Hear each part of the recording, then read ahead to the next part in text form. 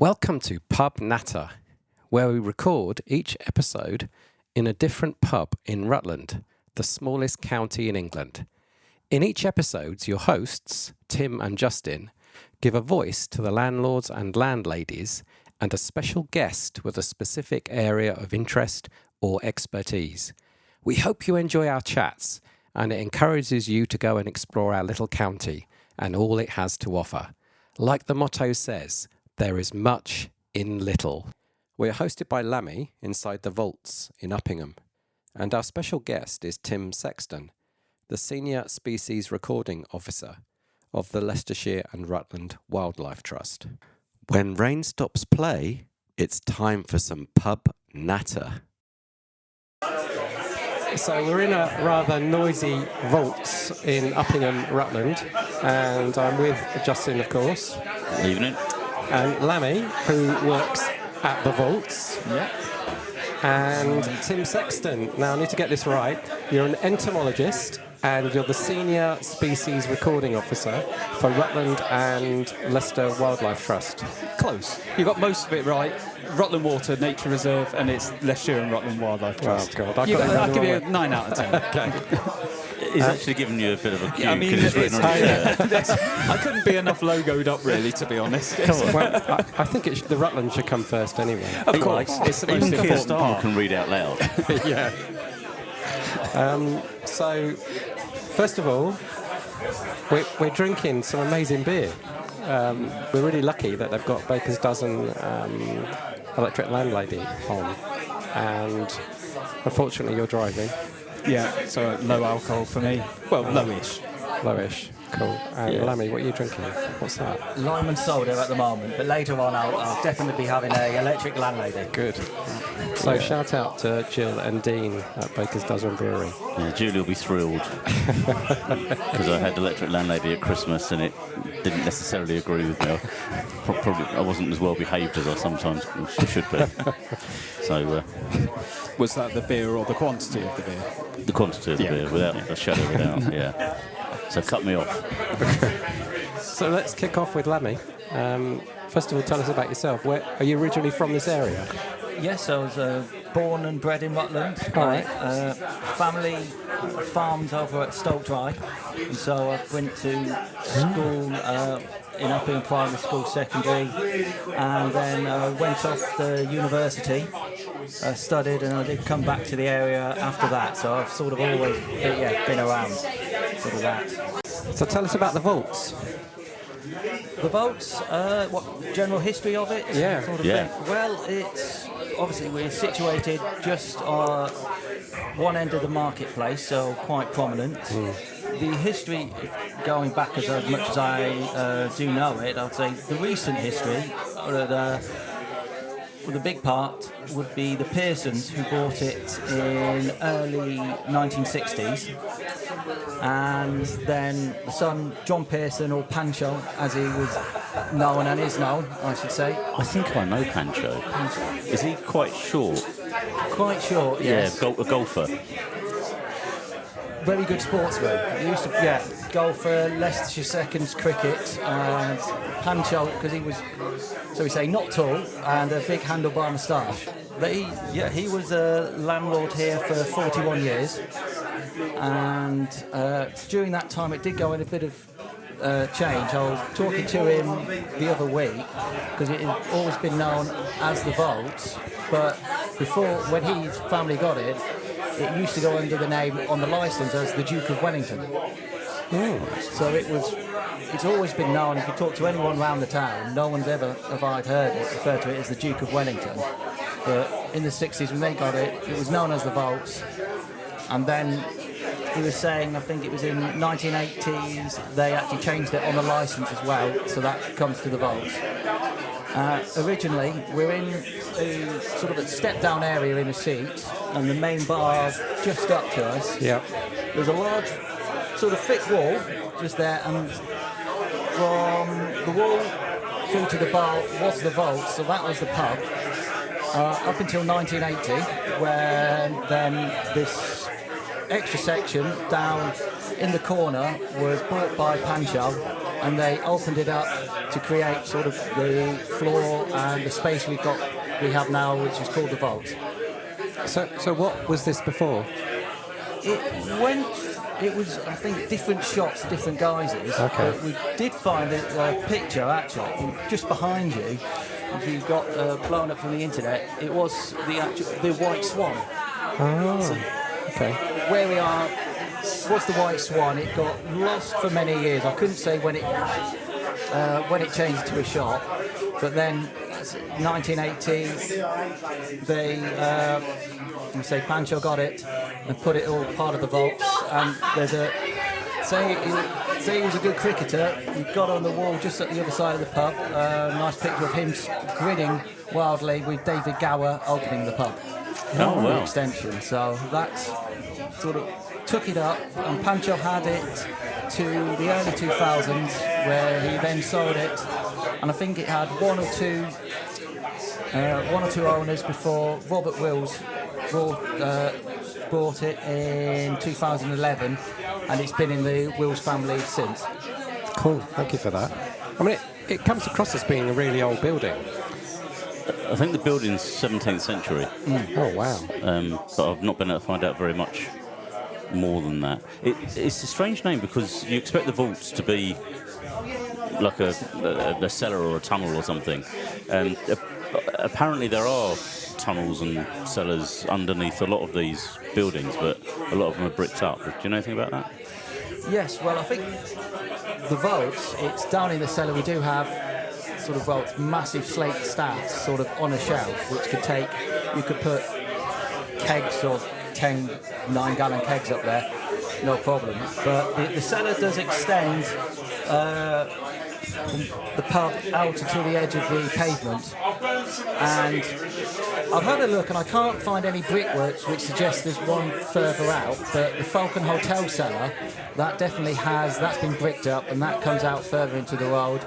And I've also heard that Norton's Ironmongers on the corner, that cellar as well has come out to a tunnel. So that's really interesting, because I used to work next to Norton's in the dental practice, and in the basement there, they've got a huge, great big opening that's all bricked up as well. And the story I heard is it was during when the Catholics were persecuted during that time, and it was an escape route. How much truth there is in that, I'm not really sure, but the time, if that building is as old as you say it is, then that could very well be. Yeah. But that's quite an extensive tunnel system, to think that it's going from several buildings that are all kind of, and the tunnels are all kind of meeting underneath the marketplace. I don't know if It's crying out for a sinkhole, isn't it? Next thing you see on the news, Uppingham sinkhole in the middle of the market square. Well, you spent 10 years filling in cavities around here, didn't you? I've got somewhere on here. Put it in on the edit. But it's a proper pub, isn't it? It's a puppy pub. Yes. That's what we've tried to go for is did food up to COVID, and since then we haven't had a full kitchen sort of, but we are now in the last 6 months. We've got a new manager coming in, Sarah, and she's starting to do food sort of more weekend sort of ploughmans. That's what we're trying to do for the summer. Pub grub. So it is traditional pub grub. Scampi in a bowl, I think. Scampi chips in a bowl. But we still, most of the trade is sort of drink still. Yeah. Well, if you kind of look where it's situated, you've got 3 watering holes within spitting distance of each other, haven't you? And they're all slightly different. And of the 3, this is the pub. This is where you're going to come for some decent beer, isn't it? Yeah, if you'd been here 250 years ago in Uppingham, you'd have had 27 pubs to choose from. No. That's mad. Yeah, and now there are just 6. And it's crazy because the population would have been way less then. Incredible, isn't it? Yeah. I read somewhere that local historians found a photo montage of regulars from this pub from the 1860s, and it was kind of presented back to the pub, having been somewhere else it was about 4 years ago. But I've been looking around the walls and I've not spotted it yet. But he did get presented back, and it didn't get put up at the time. I think it got put in a bit of storage, but I think it was about a month ago, it did actually get it out, and it's the other end of the bar. Okay. Excuse me. Yeah, we do have that up now, sort of thing. So you do have the list of the 1860s, all the faces, and then also we've got a nice one, I think, from the 1970s as well, for the about 30 old regulars. Some of them are still, coming in these days, so that's nice. But yeah, apparently there's a local history group, the Uppingham Local History Study Group. They've got some quite good stuff if you're that way inclined. Might be worth seeing if we can find somebody to interview, because they seem to have a lot of history. But one of their number, when this was presented back, they had done some research and they actually had some history of the individuals from 1870 that are in these photographs, and could tell you about who they were and what they did and stuff like that. It should be quite fascinating, I should think. Yeah. Well, I'm a history buff, so yeah, fascinating for me. So how many ales do you normally have on at any one time? we have 5 punts, so we'll always we used to have we've got 5 punts. Used to have 4 ales, but we've gone up to sort of 5 in the last 6 months, and keeping them sort of on. And we've got set sort of regular ones. Pedigree, you could always get that, goes down well with the locals. Then a more session beer, and then the 3, usually 1 more national, maybe 2 national, but then at least 1 or 2 which would be from the local breweries. So as we said, we've got Baker's Dozen on at the moment, but you've got Banks's as well. Banks's, Timothy Taylor's, Timothy Taylor's, Pedigree, and Old Peculiar, which has been a popular one in the winter. Yeah, I like that. So could be a late night. The danger of Old Peculiar. So on that topic, what would be your favourite go-to pub drink?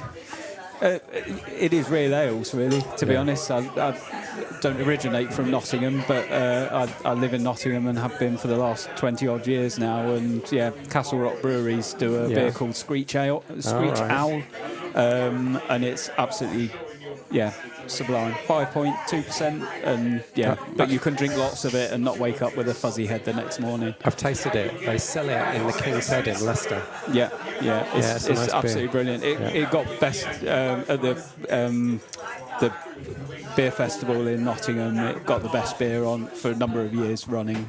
Cool. So it's a firm favourite. That or Elsie Moe is another good Castle Rock beer. Good taste. Yeah. What about pub or restaurant meal? What would be your number one? It's got to be classic pub grub, isn't it? You're saying about bowler scampi. Ham, egg and chips is my go-to. But none of this. Do you want proper ham? Proper ham. Yeah.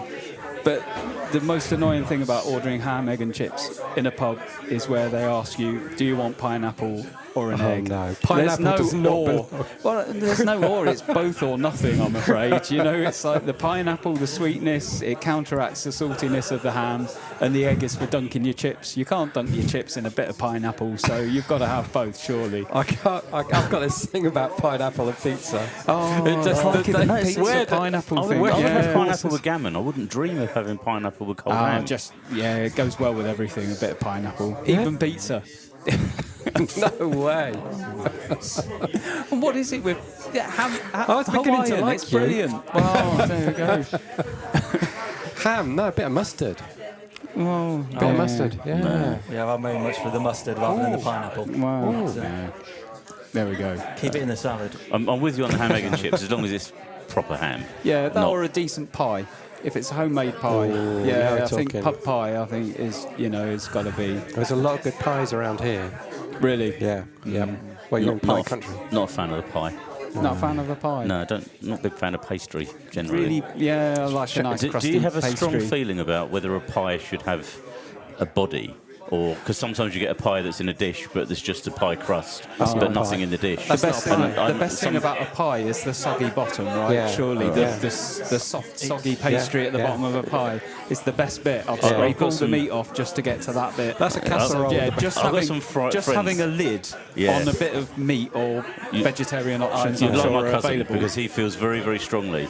If he goes to a pub and orders a pie, he demands to know before he orders it Has it whether got a it is a bottom? real pie or whether it's just a crust on top of it. And he will not entertain any kind of top-only No, pies. I don't- He feels very strongly about it. Yeah, it's Nice. a casserole. I It's can't a blame casserole with a bit of pastry on the top. It's not a pie.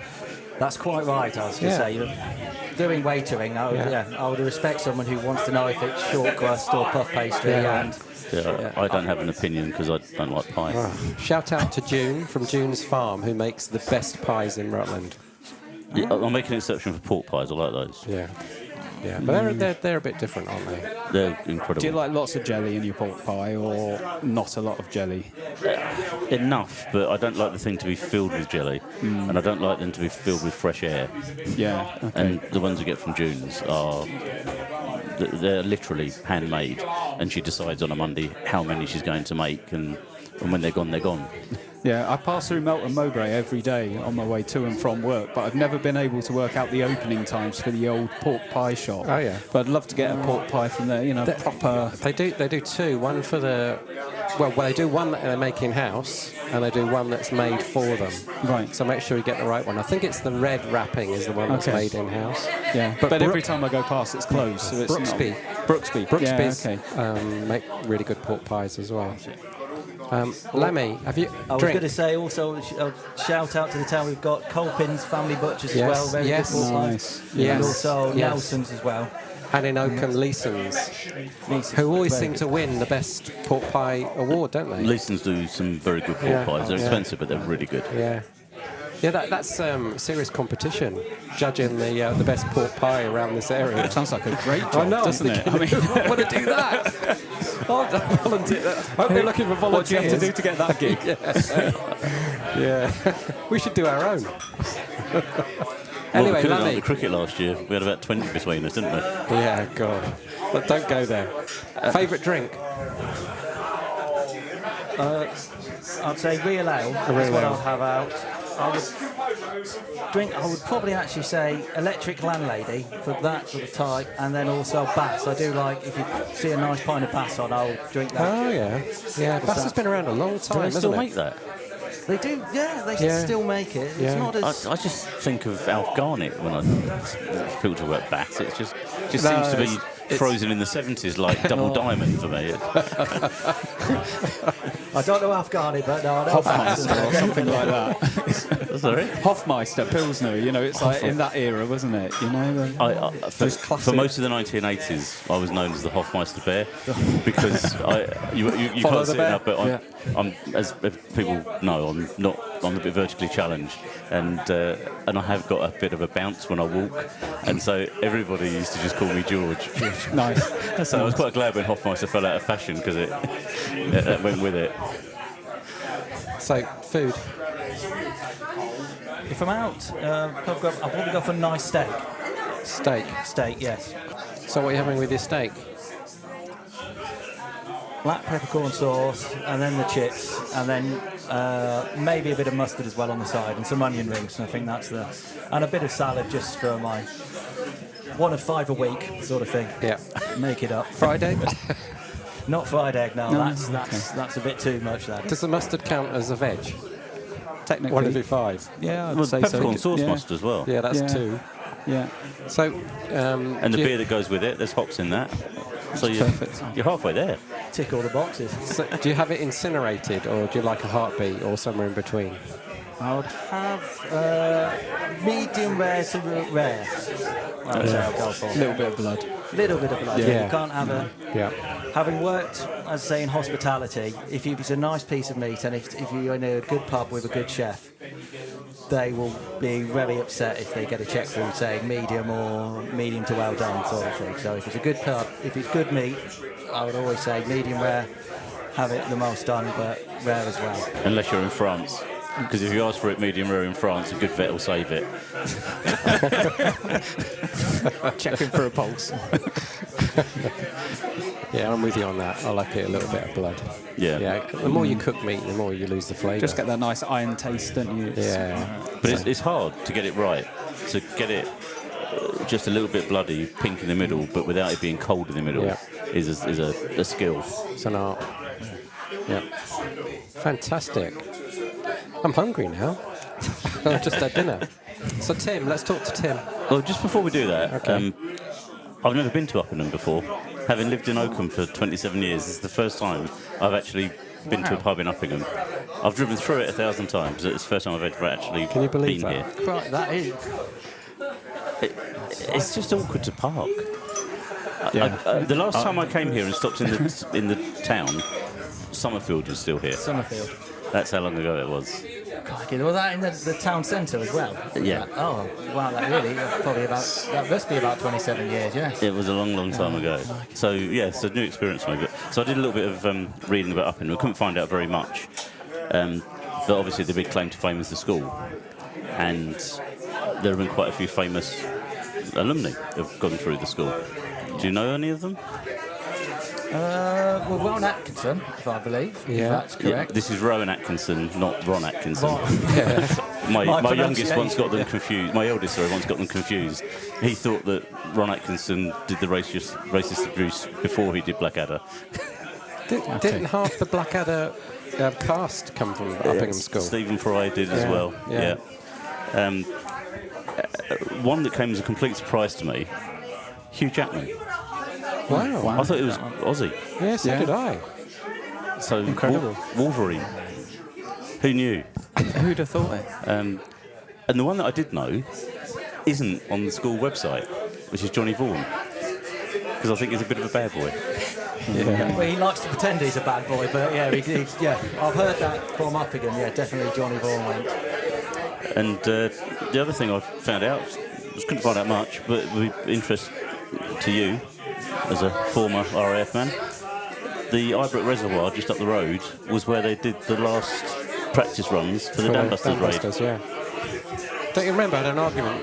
Wasn't it your father-in-law who was convinced it was Lady Bower, which it was? And I was saying, and it was also here in Ibrook as well. Yeah, apparently the final practice was here. Yeah. If you go into on the reservoir, there's lots of photos in the visitor centre there. And they've done, because as I said, family farms in Stoke Dry, so some of the land on one of the sides they farm, and they have had previously the flyovers, so Lancaster Bomber and Spitfires. I remember them as a child coming down and going over the dam itself of the Ibrook. Amazing. That would be an amazing photograph to capture that. Talking of Stoke Dry, that's quite famous historically as well, inside the church, isn't it? Yes, inside the church. Yeah. I'm not sure what year, but they took they found some paintings under the wall, and if I remember correctly, the story I told, it was it was like pictures of Native Americans. That's right. What's it? So bow and arrow, the headscarf, and they dated it. It was quite a while before Columbus went to America. So that's the famous thing about the church. Oh, wow. So there's evidence that Should be much more famous than it is. Columbus definitely didn't get to America first, or find, Well, the for Danes Europe. were there Yeah. centuries before, weren't they? Yeah. You don't know what the dates were for that, do you? I can't say off the top of my head. I can't. But the other thing, I was always told as a child, and I don't know how much it was 100% factual, but one of the families behind the gunpowder plot did actually own a lot of the land in Stoke Dry. Oh, okay. And I was always told they plotted it in the church, because if you go in the entrance, there's a little room up there where you can go and sit and there. Well, that would make huge sense because what's it called? It's just down the road. One of the main instigators. Yeah, Catesby? Catesby, his Yeah. place is down there. But that would make huge sense for the tunnel system in Uppingham Marketplace. Because that would all be related. It's like in the same era. So, Tim, I think the first thing that we need to sort out here is you need to tell everybody what an entomologist is. Somebody that studies insects or invertebrates, so the smaller things. So it's both insects and invertebrates, Yeah, because we were having a chat. Insects, six legs, invertebrates, anything more than, incling insects. So when you were a kid, were you always messing about in the grubbing around in the mud? Yeah, so I often get asked this, and I've managed to get it back to when I was about 7 years old. My primary school teacher, a guy called Mr. Duffy, still remember his name to this day. He set up the Young Ornithologist Club So at where our was school. this? So this was in Horsham in Sussex. Oh, So I grew right. up in Sussex. I know Horsham. So it's school, Greenway School, and he set up the Young Ornithologist Club. And we used to go all over the south coast, places like Shoreham and stuff like that, and go in bird watching. And I got really interested in birds, got into my early teens, and thought to myself, the last thing the world needs is another bird watcher. So I then sort of veered off and went down the route of entomology and never really looked back since. So how does somebody become one? Lots of work. So yeah, it's, obviously birds is great. We've got, in the UK, 200 species resident, and potentially in your lifetime you might see up to 500 species in the UK. Just one group of beetles, there's 500 species, so there's many thousands more. So it involves a lot of patience. What about buffing up? What about education? Yeah, I trained to be a graphic designer originally. I spent most of my early teens and early 20s working actually in senior management in retail. Worked in London, Hamleys in London, the big toy shop in Regent Street for a few years. And then decided I loved the money, but it wasn't giving me any job satisfaction. So decided in my mid-20s just to quit everything in London, move up to Nottingham and retrain, and went to Nottingham Trent University and did a degree in conservation. And that's, whilst I was there, I did lots of volunteering with Nottinghamshire Wildlife Trust, and that got me into a job in Attenborough Nature Reserve in South Nottingham. I was there for sort of almost 15 years, and then started working at Rutland Water just shortly after COVID. Wow. So how did you end up with a sort of specialism in entomology? Well, I think most entomologists will have a specialism within the specialism. So beetles is like my big thing, if you can call them that. They're quite small, most of them. But they're the sort of group that interests me the most. And I've done a lot of moth trapping, butterfly surveying and things like that. But yeah, beetles is the thing that really most interests me. But yeah, it's just, I think I saw there was a niche. So, the invertebrates are the lifeblood of everything else, really, to be honest. If it wasn't for them, you wouldn't have the birds, you wouldn't have anything else. So I thought really it's the most important part to make sure we get right, and in terms of conservation. And yeah, that's what led me down that route. And there's not a lot of people that do them, look at invertebrates. So. And what was it about beetles in particular that fascinates so it's you? one particular group of beetles, the weevils, that's the thing that really excites me. I'm quite a keen macro photographer, so I spend a lot of time. And again, the photography was sort of the thing that got me into invertebrates as a group. But weevils sort of lend themselves to the camera. They've got these rather funky rostrums, their nose, if you like, that sort of sticks out from their face. And So just for really those that don't know, interesting. can you just briefly explain what macro photography is? Macro photography is basically focusing on very tiny things, blowing them up and sort of bringing them to the fore so that everybody can see them. I find it amazing that people walk around nature reserves looking at birds, looking at mammals and things like that, and don't realise that there's a wealth of different, much more interesting things just lying beneath their feet. And if they just stopped for 2 seconds, just studied a square metre of ground, you'd find many hundreds of different invertebrates. And I use macro photography almost like as a vehicle to bring those really exciting things to the masses. And again, they've been used in science fiction movies, things like in Alien, the xenomorph, I think it is, in Alien, that was based on a dragonfly larvae. You find things like tardigrades in Star Trek. I was I was watching. I can't remember which one it was. Those tardigrades, aren't they one of the best survivors? Well, they of are. All, of So all tardigrades, creatures. really interesting things. So they Can't can you send them survive. into outer space? They don't just like survive in outer space. They actually thrive in outer space. So they've mated in the vacuum of space. They brought them back to Earth. They're still alive. They can withstand extreme heat. They can withstand extreme cold.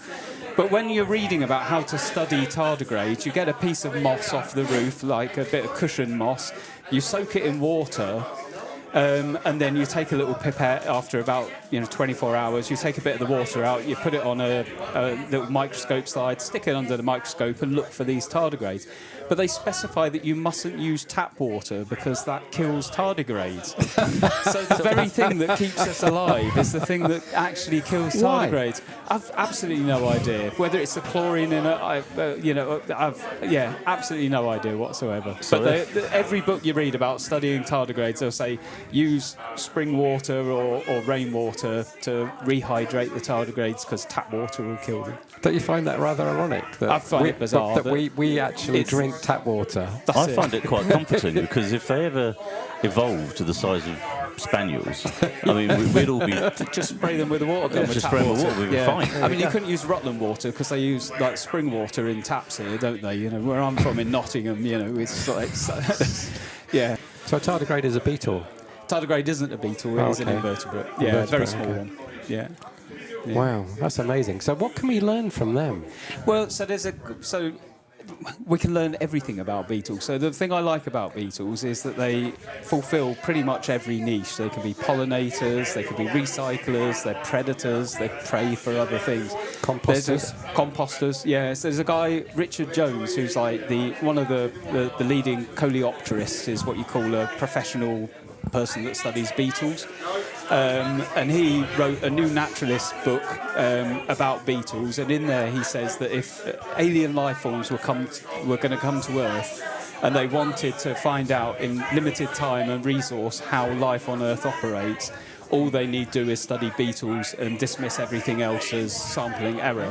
So they really do cover sort of all bases, But the Earth only accounts for 1/3 of the planet. Yeah, but invertebrates is like a huge amount. Okay. Yeah, in terms of the total species of invertebrates compared to any other life form on the planet. Do you count marine invertebrates as well as land invertebrates? I don't do many in Rutland, of course, marine invertebrates, but yeah, they are invertebrates as well, like crabs and sea slugs. It's quite interesting. And are they related? Are there direct connections between the ones that stayed in the sea and the ones that now live on land? Yeah, you get wood lice, for instance. They've evolved from marine and freshwater invertebrates that would otherwise have, which is why you only find them in damp areas. You get some land shrimps in the UK that have, albeit come from Australia, and non-native invasive species. But then also lots of freshwater invertebrates as well. Obviously, would have evolved from saltwater species many years ago. Because you sent us a few notes about some of the stuff you've done and found at Rutland Water. One of the things was that you discovered 600 different species of beetle. Yeah. So and I read that's at that. Rutland Water. That's just it was 650. And we did. Blimey. The whole pub just went quiet then. Yeah. It's almost like they could hear us. Did you notice that? Taking a bit of time to count them. When I read that, I thought it was a typo. It was like, no, so it really was. 600 beetles have been turned around. So when I started... There were only 5 I started arguably. at Rutland Water in 2021, so it was just shortly after sort of COVID pandemic started to ease off. And I was surprised that, people had studied birds on the reserve, which is very important. The nature reserve is internationally significant for its overwintering waterfowl population. We've got lots of different designations and statutory orders that protect that element of the reserve. But nobody had really started to look at everything else that had become established on the wetland since it was created back in the mid-70s. So I started to basically do what we call baseline recording. So you go out and you just do exhaustive surveys.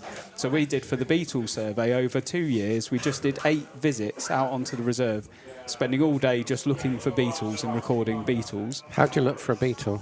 We can do lots of different things. You can do tree beating, where you'd hold up a white sheet under a tree and whack it with a stick, and basically beetles that live within the tree would fall onto it. You can do tussocking, where you get a tussock of grass, like Dischampsia, the tufted hair grass. You use a folding saw, you'd cut out the tussock from the ground, you'd flip it over on a colander and basically beat the backside of the piece of grass, and all of the beetles and other invertebrates that would have been overwintering in that bit of grass will all fall down into your tray.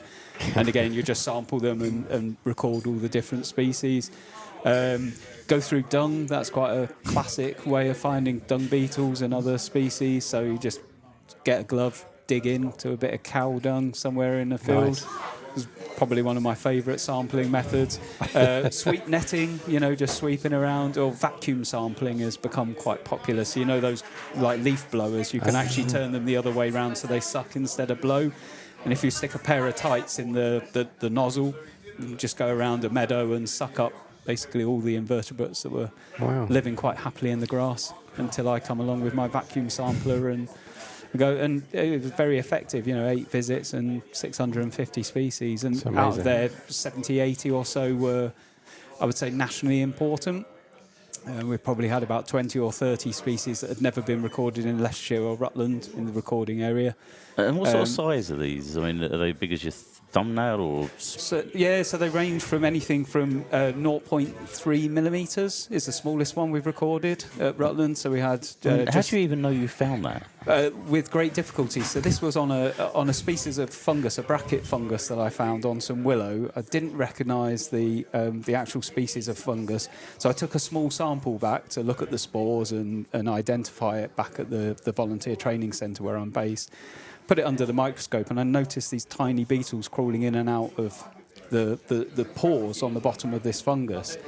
So I put those aside and started looking up the name of this fungus. And the first search that came up was it's the primary host for the smallest beetle in Europe, which was this Baranowskiella.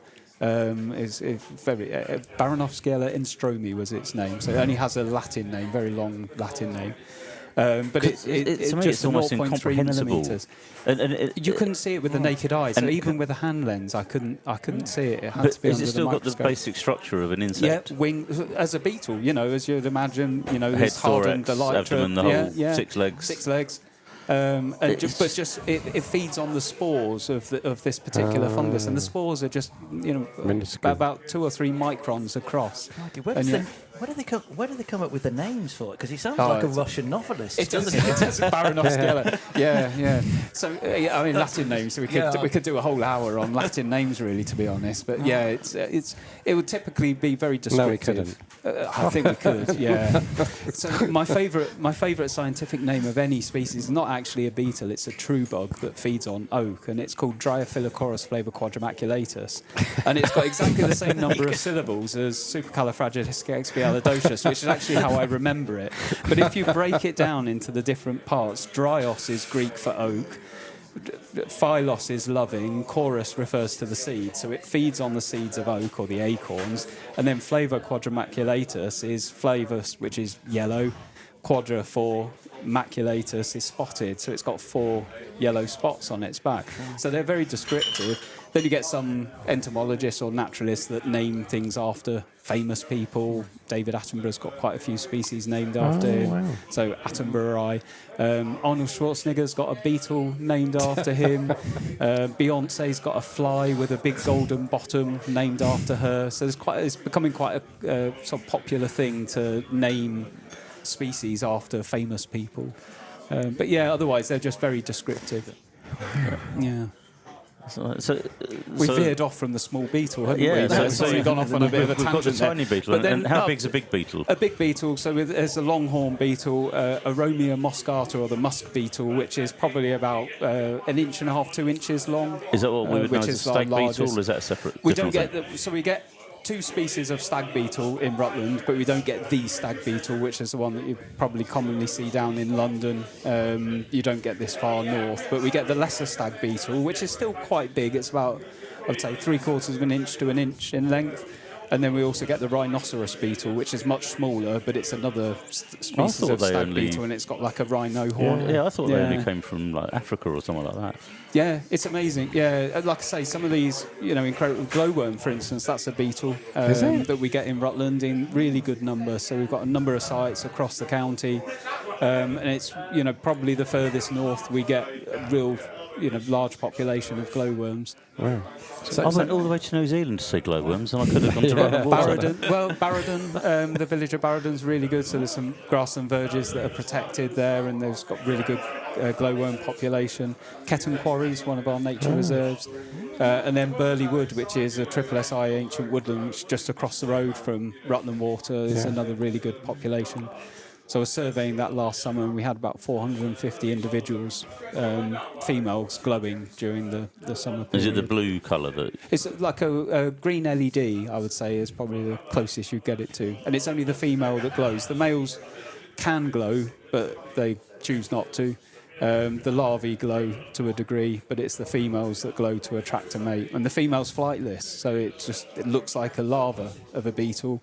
And it's only the male that flies, which is one of the reasons why they've become quite scarce in Britain, is because these populations that we now have become so fragmented, and the females can't move quick enough between sites as they're becoming fragmented by things like agricultural intensification, pollution, light pollution, roads, and people really.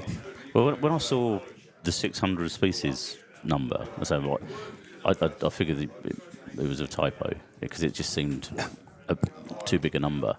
So I kind of sort of decided to fact check you and discovered that 300,000 to 400,000 known described species of beetle in the world. In the world, yeah. Which absolutely staggered me. And apparently they reckon there could be as many again that are as yet this is the thing. uncatalogued. Yeah, so, in terms of the species that we're aware of, it's probably a tenth, if not more, of the overall species they expect to be in existence on the planet. And the sad thing is we're, species are becoming extinct before we've even discovered them in a lot of cases, so especially invertebrates. Obviously, we're overuse of pesticides. So why are they problem. successful? Sorry? Why are they so successful? It's obviously a very good design. Yeah, if beetles. it's Well, I so think prolific. it's just down to the fact that they do occupy all of these different niches. Like I say, pollinators, decomposers, recyclers. Have they been around a long time? They have, yeah. How far do they Don't go ask back? me how far No. they go back. No, I knew that question would come up. I can't remember. Must be a long time. It must be millions of years, I would imagine.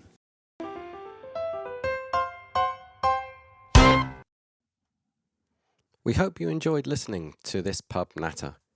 In part 2 of this episode, which will be available soon, we continue our chat with Lammie and Tim in the vaults. We do not make any money from these podcasts and present them purely to promote Rutland's watering holes and give a voice to local folk. You, yes, that's you, can help us by leaving a review on your preferred podcast platform. We prefer Apple, as that is where we have most listeners, but are happy to receive any reviews on any podcast platform. Reviews help us to increase our audience, which helps to promote Rutland. The theme music is by Tom Arnold. That was a Pub Natter broadcast.